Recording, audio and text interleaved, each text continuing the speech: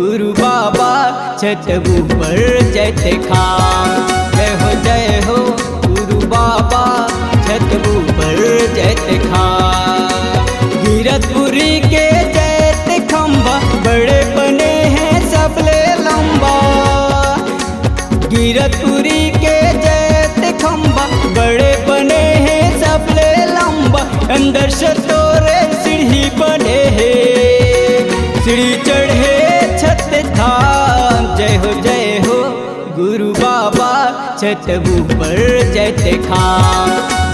जय हो गुरु बाबा छत ऊपर जैते खाम।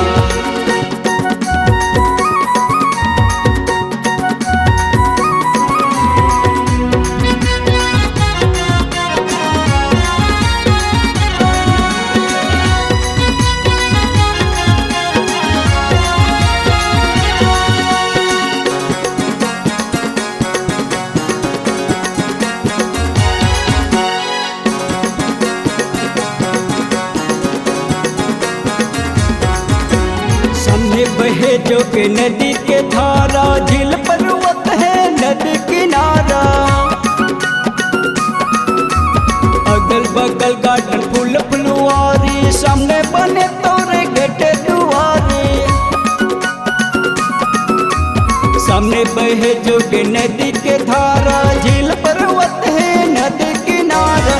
अगल बगल गार्डन फूल फुलवारी, सामने बने तोरे गेटे दुआरे। कुतुब मीनार से ऊंचा बने हैं बाबा तोरे जैते खाम। जय हो गुरु बाबा छत ऊपर जैते खाम। जय हो गुरु बाबा छत ऊपर जैते खाम।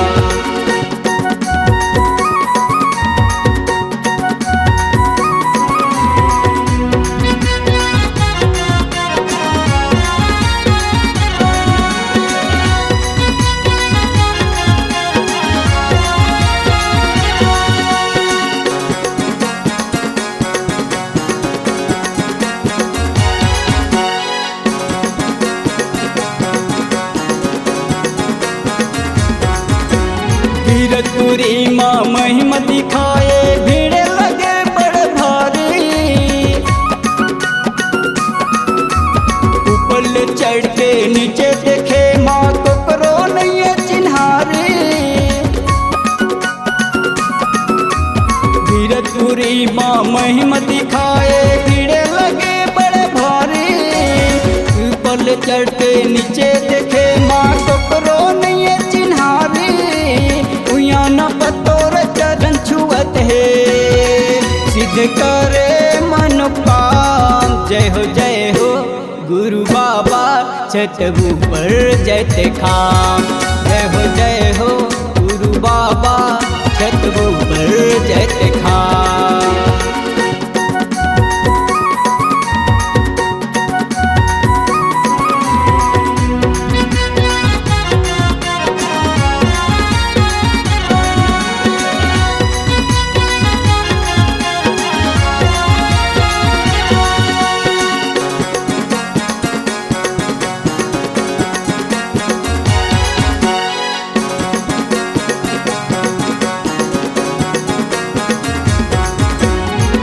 सीढ़ी ले ऊपर चढ़त है, कोई उतरत है नीचे।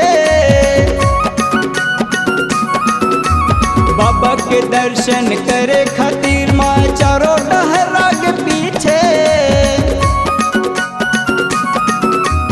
कोई सीढ़ी ले ऊपर चढ़त है, कोई उतरत है नीचे। बाबा के दर्शन करे खातिर चारों डहरा के पीछे।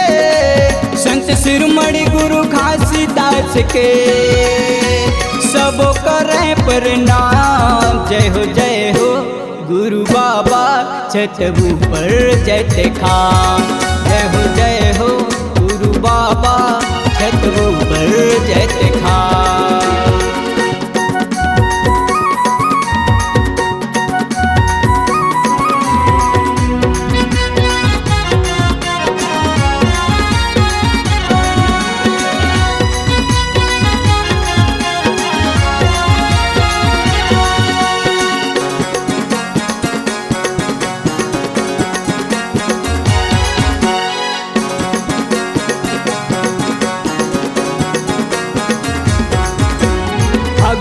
महीन के दूसरे पाखे मेला हरे भराए।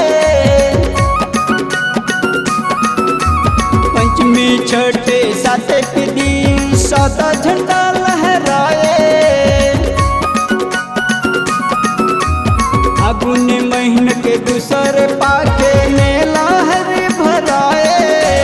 पंचमी छठे साते के दिन सादा झंडा लहराए। गुरु गोसाई आसन जमाई फूल पान से करे सम्मान। जय हो गुरु बाबा छत ऊपर जयते खाम। जय हो गुरु बाबा छत ऊपर जयते खाम। गिरतपुरी के जयते खंबा बड़े बने हैं सबले लंबा।